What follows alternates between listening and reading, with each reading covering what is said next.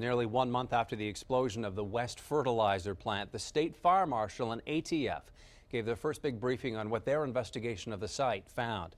That blast happened, of course, the evening of April 17th, a massive explosion that officials say killed 15 people, 12 of them first responders. KXAN's David Scott reports from West, where they've come up with some answers, but not all. The explosion caused major damage over a 37-block area. 29 agencies have now completed their investigation of the blast site itself. The four possibilities: natural causes, an accident, an incendiary, or undetermined. Investigators say the cause of this fire is undetermined. The investigation will remain open. An undetermined cause occurs when the cause cannot be proven to an acceptable level of certainty. They made an archaeological dig out of ground zero, a crater 93 feet long and 10 feet deep.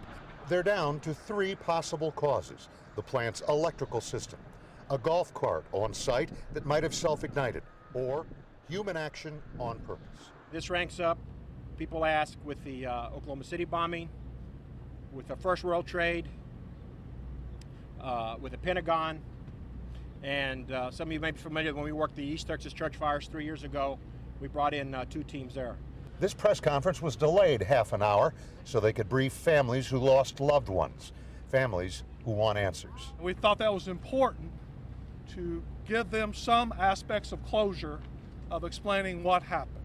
Some closure, not all. Questions remain.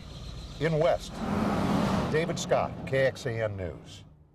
And authorities would not comment today on Bryce Reed. Recall, he's the local paramedic seen here. He was arrested last week for possession of a pipe bomb.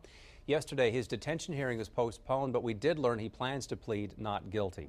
Going in depth now, investigators say the incident was actually 2 simultaneous blasts triggered by the fire. The blast, which registered as a magnitude 2.1 earthquake, sent debris 2.5 miles away. The explosion could have been worse, too. 34 tons of ammonium nitrate blew up, but there was actually 150 tons in the area. Today, we've also learned 29 agencies put in 20,000 man-hours searching the blast site. They tracked down 280 leads and interviewed 500 people. ATF alone has spent $1 million investigating the case.